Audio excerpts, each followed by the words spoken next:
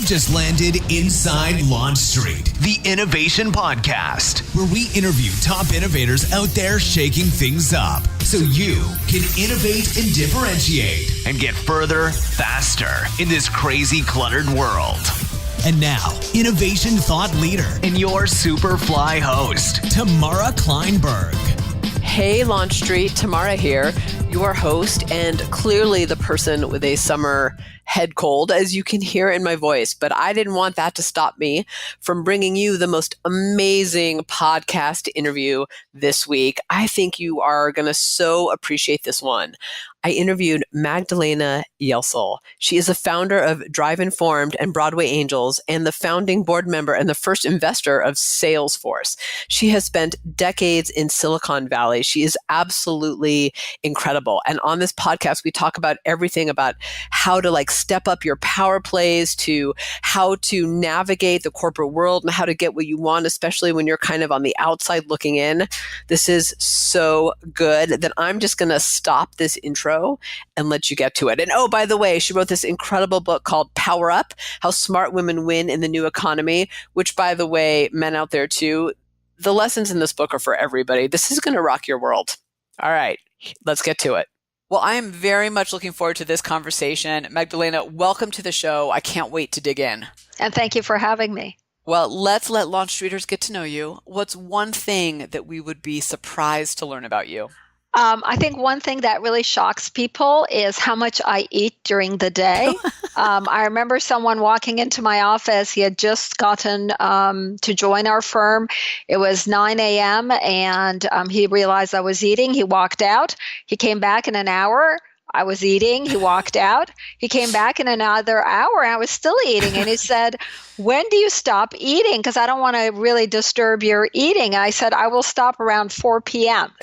And the bottom line is I eat all day and literally stop around 4 o'clock. I usually don't eat dinner. So do you ever actually have meals like breakfast and lunch, or is it one long buffet of snacks? Exactly. Well, it's not snacks. It's actually real meals, but they all flow together. So it's one continuous meal until I stop. Oh my gosh. I love it. I'm always concerned about where my next meal's coming from. So that is, if I'm not working, that's what I'm thinking about. Where's my food? I think that you and I are on the same page. Exactly. Eat while you can. I mean, that's what I'm saying, right? Elbows out. The food is all yours on the plate. So I have to ask, because you've had an incredible career in a very, I'd say, tough male-dominated industry. And I'd love to understand what you think helped make you so successful in this startup venture capital tech world that you've been in. I think one of the factors that certainly contributed to my being successful is that I feel completely comfortable being an outsider. I've always been an outsider since my childhood. I grew up as a little Christian girl in a mostly Muslim country.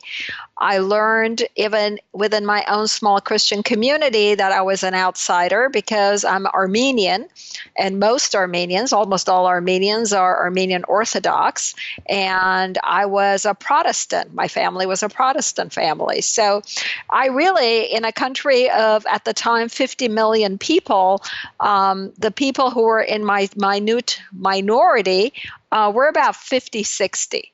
So I was part of a real minority. And so I never let it bother me because how could I?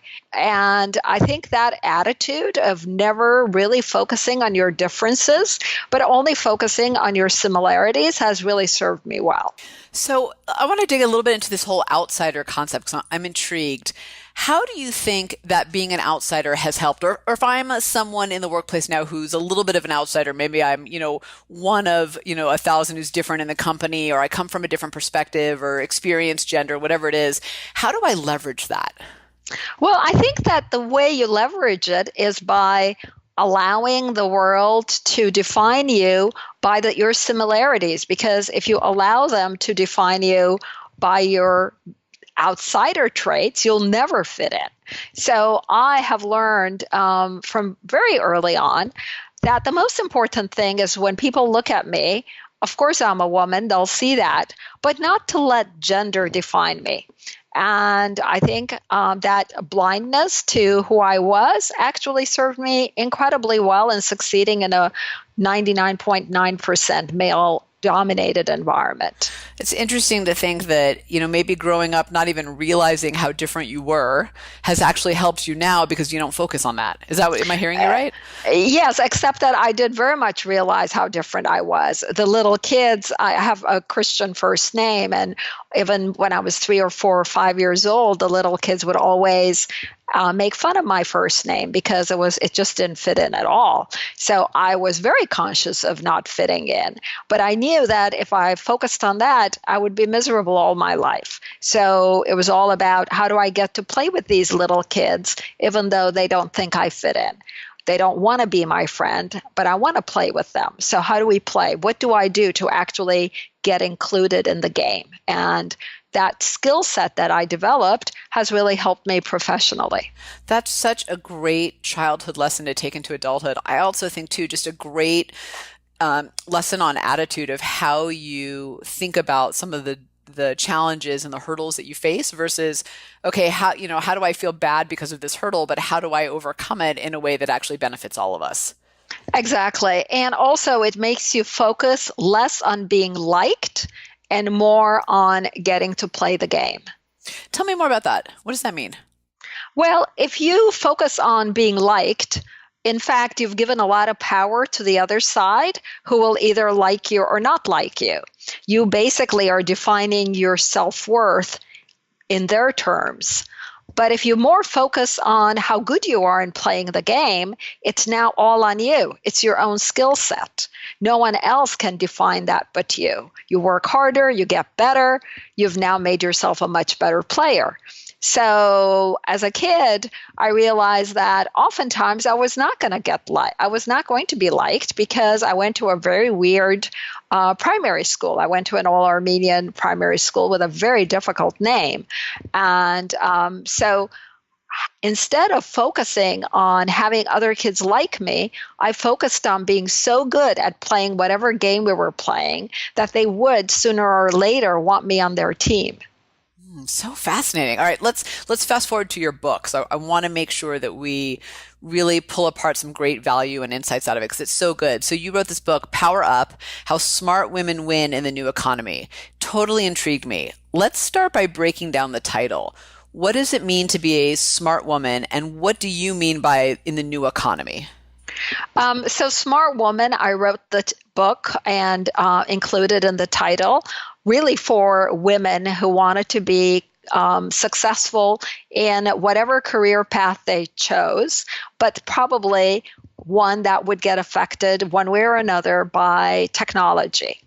And I felt a real responsibility, and I still do, to really take my learnings from my 30 plus years of career, as well as learnings from 27 other women that I interviewed, and put it all compact it all into a book, so that if I were a 20-something young woman, I could read that, get inspired, get motivated, get some real practical advice that I could actually put to use in my day-to-day life at work. What is very fascinating to me is that about 50% of the reviews I have received online actually come from men, not women. Why is that? And that I can't answer, but I think the bottom line, the summary of all these reviews is that they feel like most of the lessons learned actually apply to them as well. In fact, most of these lessons are not gendered. They're all about, changing your attitude and how do you prepare yourself to get that promotion or that raise that you want, or how do you get yourself into a conference that you might otherwise be excluded from. So all of those are, true for men or women. It's interesting. So I recently moderated a panel for women in tech at an IT conference I was keynoting at, and I moderated as well. And it was half men in the room. And, a lot of the men asked incredible questions. I think, to your point, a lot of the lessons applied to them. And we're going to dig into the lessons. I think those of you listening will really realize why Magdalena's lessons and insights really apply to all of us. But also, I think, they had daughters or sisters and were conscious and work, and they were conscious of the value of fostering women in the workplace and giving them the tools as well. So we always I think the mistake we sometimes make of thinking of this as a conversation that only, the she's in the room can have. But I don't think that's really true. Absolutely. And I actually think the more men we have amongst us as we kind of take on this next chapter of fighting for equal rights, the more successful we will be. I totally agree with you. So what's one lesson from the book?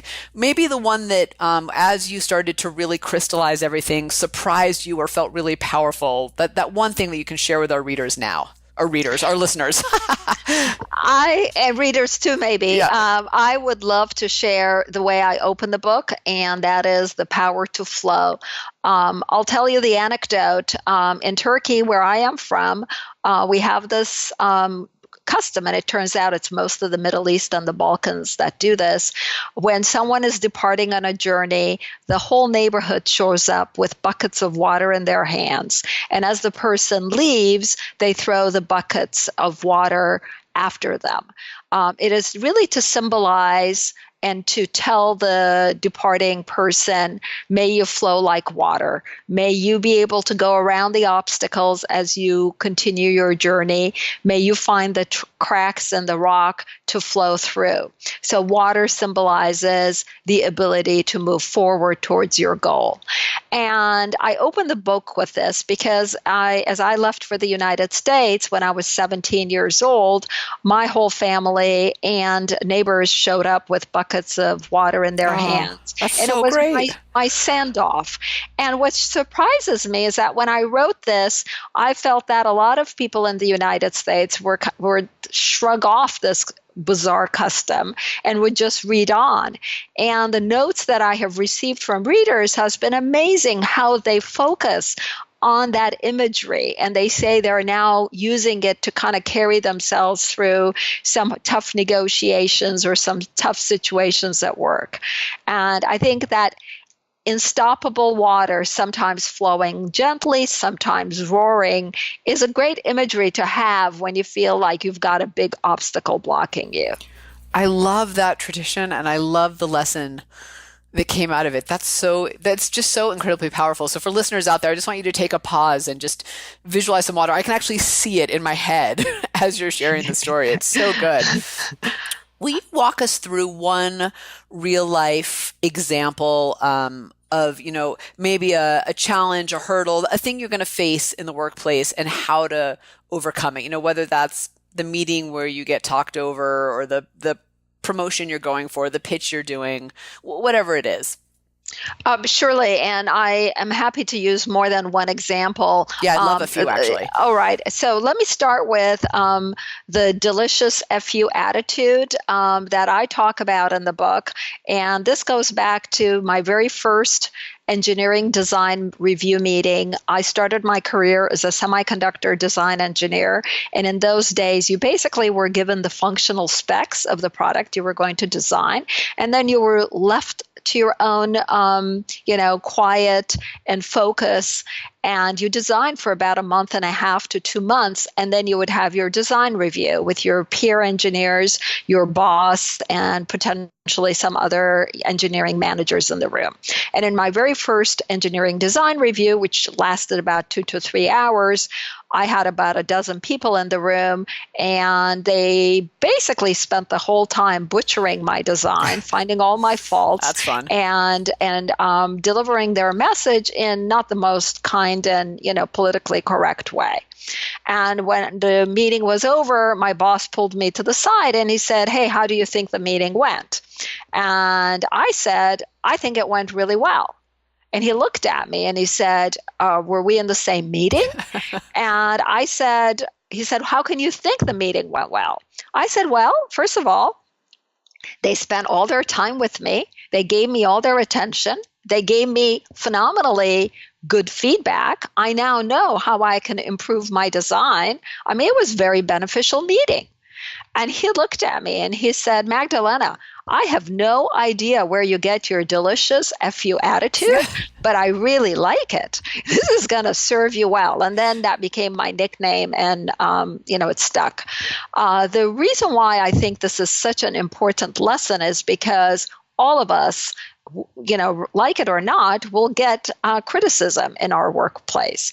We actually will get all kinds of negative feedback on the work we do. And we have a choice. We can either accept it as great way of improving ourselves. In fact, someone's paying attention, giving us some hints, and take it in a very positive way and make the changes so that we can improve if we agree with it. Or we can get very bent out of shape, hurt, upset. And just last week, a writer wrote to me and said, can you please help me develop this attitude, because I get so upset each time someone actually criticizes my writing. And it's my job. I need to be able to take feedback without, getting bent out of shape. So I think that's one lesson that applies, doesn't matter what your line of work is, applies to all of us as we take in feedback, sometimes not the kindest, sometimes not the most constructive, but always important because it's someone else's opinion about our work. Do you think that I'm not sure how to ask this, so bear with me as I jumble around a little bit. Do you think that the value or the progress, the movement that you had in the organization at that time came because of your ability to take that meeting and find something good out of it, and or your ability to kind of go in and take those hits and keep going? I think what I'm trying, I'm totally both. Jumbling, but it's like, is it in the meeting or is it what you did after the meeting that cemented your place? Both. Definitely both. Because first of all, in the meeting, I wasn't at all flustered. I let it come. It just kept coming, and I just smiled and took phenomenal notes. I'll never forget it. I just kept, putting down into my notebook. So they couldn't fluster you in the meeting? Yeah, absolutely. And I just actually welcomed more, and I'd take someone's feedback, and then I'd say, well, what do you guys think about it, to the rest of them? And, so it was like, they knew that they could give me feedback. No one held back.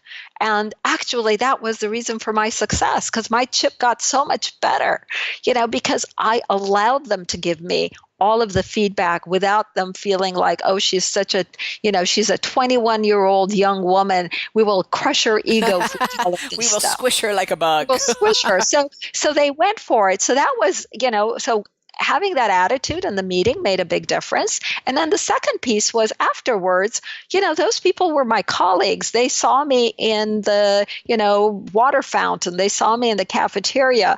Because I hadn't held it against them, they felt like they could continue to give me feedback. Actually, I developed amazing relationships with these guys, all of them men. I was the only woman. And, it was true camaraderie. And making them feel so comfortable and being able to actually take that, I would go back to them. I went back to them and said, could you please tell me more? Because you said it, but I didn't quite get it. And then they spent half an hour explaining it to me. And my chip became so much better. And, it's like such an important piece of my learning in my career. And I did it over and over again, every single different company I went to. I did it with investors who turned me down. And, I got a lot of that as an entrepreneur. So asking for feedback and then being able to accept it and then improve yourself. That's how we grow. That's how we get better. Well, first of all, thank you for understanding what I was trying to ask. I totally jumbled around, but that is exactly what I was trying to get to. Is it wasn't just in the moment. It was, the chip that you created for yourself afterwards as well. And I will tell you, I love what you're saying about that delicious FU attitude. And I don't know if that's what I had, but every time we get turned down, don't get something, whether that's a new client, a keynote, a sale, whatever it is, I will make an effort to find out why, and honestly find out why. I'm not trying to resell them. I want to understand what the roadblocks and the hurdles were for the next time. Interestingly, half of those have turned into yes, longer term at some point down the road. But I do think that being open to that is important. So very important, yes. Another example Yeah. a very short example I want to give you about not being heard in a meeting, and it happens a lot to women especially, but it happens to men as well. When you say something and it just kind of goes in one ear, out the other of the other meeting attendees, and about 5 minutes later, someone else might say the very same thing, and then everyone starts applauding as to how amazing that I totally idea had that happen to me. Right. And I was you're like, wait, what? sitting there saying, wait a second, didn't I just say that? So we have one of two ways of reacting to that. One way is to get totally pissed off and angry and sulk and decide everyone's a jerk and storm out of the meeting and actually not hear anything else that goes on in that meeting. Alternatively, which I've learned to master this, is to stop immediately when someone has repeated basically what you've said, to stop the meeting and take the credit back and say, Greg, thank you so much for remaking my point, because when I said it about 3 minutes earlier, no one seemed to really pick up on it. But when you said it, everyone reacted. So I really appreciate your bringing that back and making people hear it. And thank you, Greg, for giving me the credit. So do that. Greg will be shocked, but the rest of the room will be appreciative that, you have a good attitude towards the point that he stole your idea. So, it just comes with practice. Everything gets better with practice, and practicing that, I think, will make you much more attuned to picking up those opportunities. But taking credit for your ideas, for your work, is really important. There's two things I heard in that story. One is I can almost kind of see you smiling. Maybe it's because I'm looking at your Skype picture as we talk, but as you're saying it, I think there's something to be said for bringing those things to people's attention in a way that's not mean, chip on your shoulder, frustrated, but like, hey, here it is. And I'm going to say it, and I'm saying it with a smile, and that's okay. The other thing is I have to imagine is once you've done it a few times, I think people start to realize what they're doing and may not even, because I don't think they realize that most people are not malicious. They didn't hear you for whatever reason. And that frankly, partially could be how you said it. It could be them. It could be so many things. So I would hope, right, that subconsciously that would bring it out that people are doing that. They'd probably pay more attention to you. Absolutely. And I was in the same partnership. I was a general partner at a venture firm, U.S. Venture Partners. And after the first few times I did this, people basically stopped not hearing me. They started hearing me because they knew that if they didn't hear me, I was going to come back and chime in. And like you said, with a smile on my face, say, hey, you guys missed that point I made. And so it just becomes much more of a habit of listening to you because they know that you're just not going to let it go, but also you're not getting upset by it. And that's so important because once we get labeled as, bitter or sour, emotional, that's the worst. Yeah. Then actually we become much less effective. That is great advice. I want to flip it for a second and talk about, what do you think some of the myths are that we buy into that are actually hindering our career progress? And I feel like now more than ever, there's so much conversation around equality and particularly in the workplace. And sometimes I wonder about the things being said. So I'd love to hear your perspective. Well, I think the biggest myth is that we have to be perfect. We have to be so very good. And that is a huge myth that haunted me and haunts a lot of us. We opt out because we think that we're not going to be good enough. We opt out because we just don't think we're going to do 100% at our job. And oftentimes the people who are successful are not doing the 100%. They're doing good enough. They're doing the 80% that really matters. And prioritizing what's important and then focusing on that and not allowing our perfectionism to get in the way. Do you think that's because as women we're afraid that if we fail, it kind of like it's a double ding against us, or is that our own internal just need for it to be good and right? I think it's our own internal need. I don't think it's a double ding. At least I've never felt that. I just always held myself to such a high standard, and it was my worst enemy. And so I made, some bad mistakes, bad decisions because I just didn't think I would measure to my own standards. Like, why would we do that to ourselves? Why would we sabotage our own careers? And I do think that us looking into ourselves and changing our own metrics, our own expectations of ourselves. I mean, I struggle with that even now, even though it's in my conscious. It's funny. I'm just kind of thinking as you were talking that, if I plan a vacation for myself or with my family and it doesn't go as planned, I'm totally okay with it. I'm totally go with the flow. I'm like, whatever, it didn't work out, we'll adjust. But in work, I don't have that same fluidity. Well, very true. I think we all suffer from that, and we just need to realize that, in fact, if we are criticizing ourselves, we're probably the only one or one of the very few that are picking up on those negative shortcomings. So again, going with the flow, feeling comfortable, and if we come out short, have a smile and say, oh, well, I blew that one, won't blow the next one, learned a lot, and move on. It's one of the things I think we often hear is you have to have a thick skin. And what I hear from you isn't quite that. It's more of, hey, I take in everything I hear, but I figure out what to do with it, and I see it as a learning lesson. Do you see yourself as someone with a thick skin, or is it more of, I'm willing to play in the world? Well, I think it's more the latter. I am willing to play in the world, and I am going to decide what I will have affect me. When I was a kid, I used to be, I still am incredibly sensitive. I cannot watch a lot of things in a movie because I become so incredibly sad. And as a kid, I used to be taken to Sunday noon children's movies. And when each time there was a sad scene, instead of looking at the screen and crying like most of the other kids and my sibling did, I would look at the ceiling. And I would just not allow that scene to affect me. And then when the other kids around me stopped whimpering, then I would look at the screen again because I know that the sad scene was over. So it's choosing choosing what you allow in and what you allow affect you. Now, I can't remember if I heard this in a different interview or if it was one of your pieces in Forbes or the Chronicle, but you're talking about having a more diverse workplace, particularly with women, is a competitive advantage. Will you talk a little bit about that? Yeah, I do talk about that, especially in the world of technology. When we design products, build products for people like ourselves, we really are building products for the early adopter.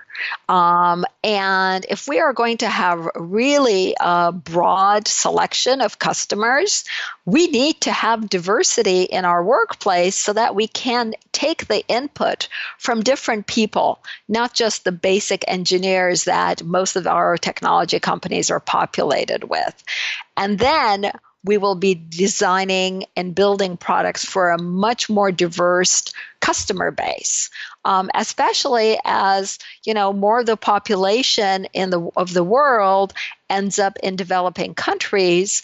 We need to know what those requirements are like as well. So not just diversity in gender, but diversity in socioeconomic levels. There has to be so much diversity to really understand what the customer is going to be doing with our product. Also, diversity, in fact, if you look at just the basic statistics, does create companies, especially in the large Fortune 1000, that do perform better financially. Yeah. So there is a reason. It impacts the bottom line. It certainly does, and more of that research is going to start surfacing. So let's get into some advice. What's one thing I can do, or I guess LaunchStreet listeners can do, to win in the new economy? Okay, so what you earlier asked me, how do you define the new economy? Yeah. I define it as any field that's basically touched by technology. I mean, just look at transportation. 10 years ago, if you ask someone, is the taxi business new economy? They would say absolutely not. Today, with the advent of Uber, we define basically the taxi business, the transportation business, as part of the new economy. Same thing with hospitality business. Before Airbnb, hospitality was a very established business with its own basic economics. Airbnb layered technology onto it, and now it's hospitality is part of the new economy. So that's how I define new economy. What's the one thing you can do? One thing you can do is be incredibly open to new ways of serving the customer base. My new startup, Drive Informed, is part of a very traditional business, auto financing. Very few people stop and think about that. It's not a sexy business.